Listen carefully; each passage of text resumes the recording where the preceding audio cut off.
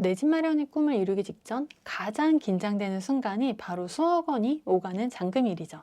대출부터 세금 등기까지 절차를 제대로 모르면 예기치 못한 실수로 큰 손해를 볼 수 있는데요. 오늘 영상에서는 성공적인 잔금 처리를 위해 반드시 피해야 할 치명적인 실수 두 가지와 완벽한 잔금일을 위한 10단계 실전 타임라인을 공개하겠습니다. 이 내용만 제대로 숙지하셔도 잔금 준비 과정이 한결 선명해지고 매수 잔금에 대한 불안감 없이 내 집 마련의 기쁨을 온전히 누리는 여유를 갖게 되실 거예요. 안녕하세요. 반지하 시행착오를 넘어 반포 대단지 입성까지 실전 자산성장 전략을 전하는 하이엔재테크의 대표 하이엔입니다. 내 집 마련의 꿈을 앞두고 설레는 마음도 크지만 한편으로는 혹시라도 잔금 때 실수해서 문제가 생기면 어쩌지 하는 그런 걱정에 밤잠 설치는 분들 정말 많으시죠? 분명 열심히 준비하는데도 마음 한구석이 텅 빈 것 같은 그 불안한 느낌, 저 역시 겪어봤기 때문에 충분히 이해합니다. 부동산 절차를 제대로 모르면 예기치 못한 실수로 소중한 내 자산을 잃거나 큰 손해를 볼 수 있어요. 실제로 현장에서는 아주 사소한 착각 하나 때문에 잔금 당일 낭패를 보는 분들이 정말 많거든요. 그래서 오늘은 두루뭉술한 이야기가 아니라 내 집 마련 시 잔금을 깔끔하게 치르기 위해 반드시 피해야 할 치명적인 실수 두 가지와 완벽한 잔금일을 위한 10단계를 명확하게 짚어드리겠습니다. 성공적인 잔금 처리를 위한 핵심 전략, 지금 바로 공개할게요. 만약 아직 매수하기 전이셔서 지금 가진 예산으로 가장 최선의 선택을 하고 싶으신 분들은 고정 댓글 참고하셔서 관련 영상 시청해주세요. 첫 번째, 잔금일에 가장 많이 발생하는 치명적인 실수 두 가지. 하나는 잔금일 전 계좌이체 한도 미리 늘려두기인데요. 집을 살 때는 수억 원이라는 큰 돈을 이체하게 돼요. 통장에는 하루에 보낼 수 있는 돈의 양, 즉 이체 한도가 정해져 있어요. 잔금날 이체 한도 초과로 돈을 못 보내면 나뿐만 아니라 나와 얽혀있는 앞뒤 세대의 이사 일정에 도미노처럼 영향을 주게 되죠. 매매 잔금 외에도 취득세, 지방교육세, 법무사비, 중개수수료, 대출 실행 시 채권 매입비, 등기 이전 시 인지대, 증지대, 재증명 비용, 채권 매입비 등 추가로 발생하는 비용들도 엄청 많아요. 그래서 꼼꼼하게 계산하시고 잔금 최소 일주일 전에는 은행 앱이나 창구를 통해 1일 1회 이체 한도를 넉넉하게 증액해 주세요. 이체에 필요한 OTP도 반드시 챙기시고 배터리가 충분한지도 꼭 확인하세요. 두 번째, 인감 도장과 인감 증명서 일치 여부 꼼꼼히 대조 확인인데요. 법무사가 소유권 이전 등기를 위해 서류를 확인할 때 부동산 매도용 인감 증명서에 찍힌 도장과 제가 실제 지참한 인감 도장이 100% 동일해야 돼요. 평소 인감 도장 잘 쓰지 않다 보니까 이삿짐 센터에 싸버리거나 다른 도장을 가져오는 실수가 잦은데요. 잔금일 전에 빈 종이에다가 이제 지참하려고 생각하신 도장을 찍어 보시고 발급 받으신 인감 증명서의 도장과 눈으로 직접 대조해 보세요. 만약 다르거나 아니면 인감 도장을 분실해서 못 찾겠다면 즉시 주민센터에 방문하셔서 인감 변경 신청 후에 인감 증명서를 재발급 받으셔야 잔금 당일에 대참사를 막을 수 있어요. 또한 일반 인감 증명서가 아닌 반드시 매수인의 인적사항, 즉 성명, 주민번호, 주소가 정확히 기재된 매도용 인감 증명이어야 해요. 계약서를 들고 주민센터에 방문해서 본인이 직접 발급받으시면 매도인이 공동명의라면 각자 한 부씩, 매수인이 공동명의라면 2명의 인적사항이 모두 기재된 매도용 인감증명서를 발급받으셔야 돼요. 여기서의 팁은 잔금일은 무조건 평일 오전으로 잡으세요. 은행 대출 실행부터 법무사의 등기소 접수, 주민센터 전입 신고 등 법적 행정적 절차는 관공서와 은행의 평일 업무 시간 내에서만 처리할 수 있어요. 만약 오후 늦게 잔금을 치다가 이체 한도 제한에 걸리거나 서류 누락이 발견되면 어떻게 될까요? 은행과 관공서가 문을 닫아버려서 당일 처리가 아예 불가능해지는 대형 사고가 발생하는 거죠. 반면에 평일 오전에 중개소에서 만나서 법무사와 꼼꼼히 서류를 확인하고 잔금을 진행하시면 혹시 모를 돌발 상황이나 실수가 발생하더라도 당일 내에 즉각적으로 대응하고 완벽하게 해결할 수 있는 충분한 시간이 확보돼요. 이 외에도 다양한 꿀팁들과 내 집 마련 시 지금 가진 예산으로 가장 최선의 선택을 하고 싶으신 분들은 고정 댓글 참고하셔서 관련 영상 시청해주세요. 두 번째, 완벽한 잔금일을 위한 10단계 실전 타임라인. 첫 번째는 대출 금리와 한도 확인, 그리고 숨은 비용 방어예요. 잔금일 3개월 전부터 시중 1금융권은 물론 보험사, 새마을금고, 농협 등 2금융권까지 포함해서 최소 10곳 이상의 금리와 대출 한도를 폭넓게 비교해 보세요. 바쁜 직장인이 이 많은 금융기관을 일일이 반품 팔면서 비교하기란 현실적으로 불가능에 가깝죠. 이때는 대출 상담사를 적극적으로 활용하시는 것을 강력히 추천합니다. 여기서 많은 분이 우려하시는 두 가지 오해를 좀 확실히 짚고 넘어갈게요. 오해 첫 번째, 신용 점수가 하락한다? 아니에요. 단순히 대출 한도 및 금리를 알아보기 위한 신용조회는 신용 점수에 아무런 영향을 주지 않아요. 안심하고 여러 대출 상담사 분들께 폭넓게 상담을 받아보세요. 오해 두 번째, 상담 수수료를 내야 한다. 아니에요. 100% 무료예요. 정식 등록된 대출 상담사는 대출이 무사히 실행되면 해당 금융기관으로부터 수수료를 받게 돼요. 따라서 매수인이 대출 상담사에게 직접 지급해야 하는 수수료는 단 한 푼도 없습니다. 이때 주의할 점은 일부 은행에서 대출 금리를 싸게 해주는 대신에 은행과 연계된 지정 법무사를 무조건 쓰도록 유도하고 소유권 이전 등기 수수료를 과도하게 부풀려서 청구하는 꼼수를 쓴다는 건데요. 아무리 대출 금리가 좋아 보여도 사전에 반드시 법무사 수수료 견적서를 미리 받아보시고 보수액이 타당한지 꼼꼼히 따져보세요.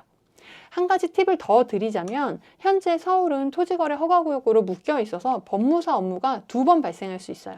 첫 번째는 토지거래 허가 신청하기 위한 이제 약정서 작성하실 때 중개사분이 직접 대행해 주시는지 아니면 법무사 통해서 진행하는지 확인하세요. 법무사가 토어제 업무를 대행할 경우에 매도자와 매수자에게 각각 10만 원 정도의 수수료를 요구하고 있습니다. 두 번째, 잔금일에 소유권 이전 등기를 위해 법무사 지정 시 중개사에게 소개받으실 수도 있고 숨고나 법무통 같은 앱을 통해서 직접 견적을 비교해서 선택하실 수 있어요. 잔금 2주 전에는 미리 여러 곳의 견적을 비교해 보시고 세부 내역 받으셔서 불필요한 추가 항목들로 과도하게 청구되는 비용은 없는지 확인하시고 순수 법무사 수수료 보수액 기준으로 한 35만 원 정도, 50만 원 이내의 합리적인 곳으로 미리 법무사를 선정해 두시고 잔금 당일 중개업소에서 만날 시간까지 확정해 두시면 완벽합니다. 여기서 하나 더 대출 발품 실전 팁을 드리면 SC제일은행은 오프라인 대출 상담사를 통한 영업은 하고 있고 오직 은행 창구나 통해서만 이제 주택담보대출 신청이 가능해요. 그리고 토스나 카카오뱅크 등 인터넷 은행은 금리가 저렴하지만 매일 정해진 한도 내에서만 대출을 내주기 때문에 새벽부터 대기하는 이른바 오픈런 경쟁이 치열해서 접수 자체가 쉽지 않다는 점을 대비하셔야 돼요. 그리고 광주은행이나 이런 지방은행이 한시적으로 매우 좋은 조건의 특판 대출 상품이 반짝하고 나오는 경우가 있어요. 따라서 여러 대출 상담사 분들과 꾸준히 소통하면서 특판 정보를 빠르게 캐치하시고 필요하다면 인터넷 은행의 한도 열리는 시간을 공략하거나 특정 은행 창구도 직접 두드리면서 나에게 가장 유리한 대출 조건을 주도적으로 찾아내셔야 돼요. 이외에도 다양한 꿀팁과 내 집 마련 시 지금 가진 예산으로 가장 최선의 선택을 하고 싶으신 분들은 고정 댓글 참고하셔서 관련 영상 시청해주세요. 두 번째, 대출 신청 및 심사. 주택담보대출은 대출 실행일인 잔금일 기준 통상 60일 전부터 접수가 가능해요. 은행별로 월별 대출 한도가 정해져 있기 때문에 한도가 조기 소진되는 것을 막고 안정적인 심사를 받기 위해 빠르게 대출을 접수하시는 것을 추천드립니다. 일부 은행이나 보험사의 경우 3달 전에도 접수 가능한 곳도 있으니 미리 신청하는 것도 가능하세요. 아무리 늦어도 최소 2주 전에는 신청을 마무리하셔야 무리 없이 대출이 실행됩니다. 여기서 돈이 되는 실전 팁을 하나 드리자면 주택담보대출의 최종 금리는 기준금리에 가산금리가 더해지고 여기서 우대금리를 빼는 공식으로 결정돼요. 여기서 많은 분들이 대출을 실행할 때 은행 앱이나 창구에서 본 금리가 내 최종 금리라고 착각하시는데 현실은 다릅니다. 은행도 우리에게 돈을 빌려주기 위해서 어딘가에서 돈을 구해와야 해요. 이때 은행이 가져오는 돈의 이유를 기준금리라고 불러요. 이 기준금리는 은행이 자금을 조달할 때, 즉 대출이 실행되는 잔금일 기준으로 확정되는 거죠. 반면 은행도 수익을 내야 되기 때문에 원가에 덧붙이는 자체 마진을 가산금리라고 하고 거래 실적 등에 따라서 깎아주는 특별 할인 혜택을 우대금리라고 불러요. 여기서 꼭 기억하셔야 할 핵심은 은행의 자체 마진인 가상금리와 각종 할인 혜택인 우대금리는 대출을 접수하시는 신청 시점에 확정된다는 거예요. 즉 매일 변해서 우리가 통제할 수 없는 은행의 원가인 기준금리는 시장에 맡기시더라도 은행마다 천차만별인 가상금리와 우대금리만큼은 대출 신청 시점에 여러 은행을 꼼꼼하게 비교하셔야 돼요. 그래야 나에게 가장 유리한 것을 찾아낼 수 있겠죠? 주택담보대출은 기본적으로 수억 원 단위의 큰 돈인 만큼 단 0.1%의 금리 차이도 결과적으로 엄청난 금액 차이를 만들어요. 따라서 조금 귀찮으시더라도 적극적으로 발품을 팔아 이율이 가장 낮은 곳을 찾아내신다면 수십 년간의 장기적인 이자 부담을 줄이실 수 있겠죠. 이외에도 다양한 꿀팁들과 내 집 마련 시 지금 가진 예산으로 가장 최선의 선택을 하고 싶으신 분들은 고정 댓글 참고하셔서 관련 영상 시청해주세요. 이후 은행에 대출을 신청하면 접수된 순서대로 검토가 진행되고 비대면 전용 대출 상품이 아닌 이상 최종 심사 승인 후에 대출 약정서에 직접 서명하는 자필 서명을 하는 이걸 자서라고 부르는데요. 이걸 위해서 은행 지점을 내방하시거나 대출 상담사를 직접 만나게 되세요. 세 번째, 대출 실행일인 잔금일의 자금 준비 요령. 대출 실행일에 많은 분이 헷갈리시는 대출금의 도착지에 대해서 명확히 짚어드릴게요. 주택구입자금 대출은 금융사고를 막기 위해서 원칙적으로 대출금이 매수인의 통장을 거치지 않고 매도인의 계좌로 직접 송금돼요. 따라서 대출 금액이 실제 치러야 할 잔금보다 넉넉한지 부족한지에 따라서 다르겠죠? 첫 번째, 대출 금액이 잔금보다 부족한 경우에는 은행에서 매도자의 계좌로 대출금을 보내면 나머지 부족한 금액을 내 계좌에서 내가 이제 매도자에게 직접 이체하시면 잔금은 완성돼요. 이때 내 통장에 이체 한도 증액 반드시 있어야 하는 거 잊지 마세요. 두 번째, 대출 금액이 잔금보다 넉넉한 경우 은행 규정상 대출금 전액을 매수인 계좌로 보내지 않고 매도인에게 치러야 할 잔금을 매도인 계좌에 이체를 하고 남은 대출 차액만 내 계좌로 입금을 해주는 지정계좌 분할 입금을 진행하게 돼요. 사전에 은행 담당자와 이 자금 흐름 동선을 확인하셔서 잔금 당일에 혼선이 없도록 하셔야겠죠. 여기서 중요한 철칙, 바로 명도, 집안의 짐이 완전히 빠진 상태를 말하는데요. 이거를 내 눈으로 직접 확인한 후에 잔금을 입금하셔야 되는 거예요. 만약 매도인이 잔금일 이후에 짐을 빼겠다거나 이사갈 집이 인테리어 공사 때문에 며칠만 더 살게 해달라거나 뭐 도배 장판하려고 해서 하루만 더 살게 해달라고 하셔도 명확하고 단호하게 거절하셔야 돼요. 매도인의 사정을 봐줘서 잔금을 전액 입금했다가 매도인이 퇴거를 거부할 경우에 매수인은 내 집임에도 들어가지 못하고 명도 소송 등 복잡한 분쟁을 감당하셔야 돼요. 매도인에게 짐은 이삿짐 센터에 보관하시고 단기 임대나 호텔에 머무시라고 당당히 선을 그으세요. 이 외에도 다양한 꿀팁과 내 집 마련 시 지금 가진 예산으로 가장 최선의 선택을 하고 싶으신 분들은 고정 댓글 참고하셔서 관련 영상 시청해주세요. 네 번째, 잔금 당일 현장 점검. 잔금을 치르는 날에는 매도자와 약속한 시간보다 무조건 1시간 일찍 현장에 도착하셔서 이삿짐이 완전히 빠진 빈집 상태를 두 눈으로 직접 확인하세요. 장롱에 가려져서 보이지 않던 벽면 곰팡이, 타일 파손, 누수 흔적 등 중대 하자가 있는지 구석구석 살피세요. 만약 심각한 하자를 발견했다면 즉시 중개사를 통해 매도인과 수리 비용을 협의하셔야 돼요. 이때 수리비 견적만큼 잔금 지급을 보류하거나 매도인에게 수리비를 먼저 입금 받으신 후에 잔금을 치르는 것이 좋습니다. 잔금을 모두 치른 후에는 사실 문제 제기랑 보상이 받기가 어려워요. 다섯 번째, 서류와 등기부등본 최종 확인. 매도인, 매수인, 공인중개사, 소유권 이전 등기를 담당할 법무사가 이제 중개사 사무실에 모여서 양측 서류를 꼼꼼히 확인하게 돼요. 잔금 송금 직전에 반드시 최신 등기부등본을 다시 발급받아서 계약했을 때 확인했던 등기부등본과 그 사이 새로 설정된 근저당권, 압류, 가압류 등이 없는지 눈으로 직접 확인하세요. 여섯 번째, 기존 대출 상환 및 근저당 말소. 잔금을 치를 집에 매도자의 대출이 남아있다면 절대 매도자 통장으로 잔금 전액을 보내시고 알아서 갚아주세요 라고 하시면 안 돼요. 매도자가 돈만 받고 잠적해버리면 그 빚은 고스란히 매수인에게 넘어와요. 따라서 매수인이 직접 은행에 상환용 가상계좌로 원리금을 송금하고 즉시 근저당권 말소 신청을 접수하게 해서 그 신청서랑 그다음에 대출 완제 확인서 또는 상환 영수증을 수령하셔서 두 눈으로 직접 확인하셔야 돼요. 상환이 완벽하게 끝난 것을 확인한 후에 남은 잔금 차액만 집주인 계좌로 입금하는 것이 가장 안전하겠죠? 7번째, 공과금 정산 및 선수관리비 승계. 대출과 잔금 이체가 무사히 끝났다면 중개사의 도움을 받아서 당일까지의 전기, 수도, 가스요금 등 관리비 정산서를 확인하게 돼요. 이때 매수인이 매도인에게 별도로 입금해줘야 되는 돈이 하나 있는데 바로 선수관리비, 관리비 예치금이에요. 선수관리비는 아파트 초기 운영을 위해 미리 납부해둔 보증금 성격의 돈이어서 매수인이 매도인에게 해당 금액을 지급하고 권리를 승계받게 되는 거죠. 이후 매수인은 매도인에게 총 매매대금 영수증을 받고 현관 비밀번호나 공동현관 카드키, 세대열쇠, 음식물 쓰레기 카드 등을 이제 넘겨받게 돼요. 8번째, 중개수수료 지급. 중개수수료를 지급하고 현금 영수증을 수령하는데요. 여기서 드리는 실전 팁! 중개수수료는 언제 협의하는 게 좋을까요? 가장 완벽한 타이밍은 계약이 성사되기 직전, 바로 가계약금 입금 계좌를 받기 전이에요.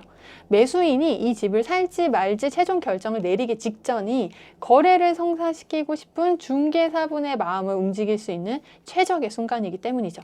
매물을 잡을 수 있을 것 같은 분위기가 형성되었을 때 부드럽게 수수료 조율을 시도해 보시고 합의된 내용은 반드시 문자로 남겨서 명확한 근거를 마련해 두세요. 주의할 점이 있는데요. 시장의 흐름에 따라 유연하게 대처하셔야 돼요.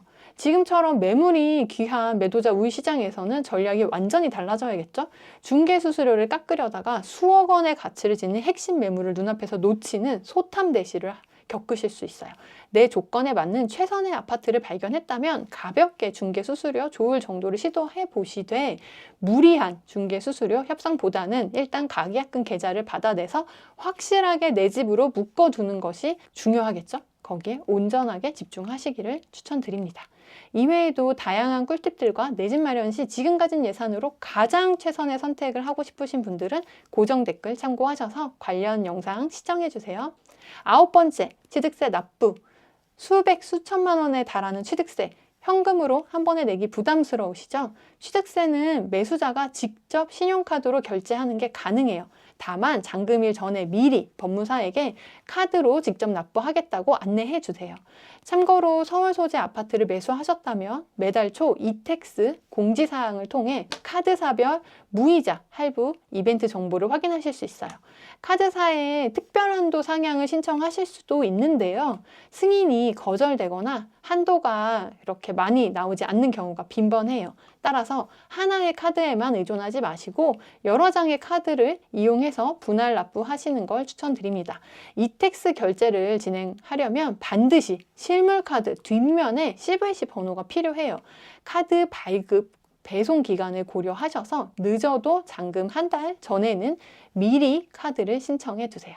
10번째, 등기 권리증 수령 및 양도세 신고. 폭풍 같았던 잔금일의 모든 일정이 끝나고 한 일주일 정도가 지나면 드디어 내 이름이 선명하게 적힌 등기 권리증이 발급됩니다. 이 소중한 서류는 대행법무사를 통해서 자택이나 직장으로 우편 수령하실 수 있고요. 또는 중개업소에 맡겨달라고 하신 뒤에 직접 찾아가시면 돼요. 그리고 집을 판 매도인은 잔금일이 속한 달의 말일부터 2개월 이내에 양도소득세를 신고하셔야 합니다. 자, 10가지를 들어봤는데요. 이 정도만 들어도 이렇게 하면 되겠다 계획이 정리되시는 분도 계실 거예요. 하지만 아직 막막하다거나 지금 가진 예산으로 가장 최선의 선택을 하고 싶으신 분들은 고정 댓글 참고하셔서 관련 영상 시청해주세요. 한 가지 팁을 더 드리자면 내가 지금 목표로 하는 것을 결과를 내는 사람들하고 교류하려고 노력하는 게 좋습니다. 그렇다고 아무나 만나시면 안 되겠죠? 신뢰할 수 있는가? 실력이 있는가? 이런 기준을 가지고 보셔야 돼요.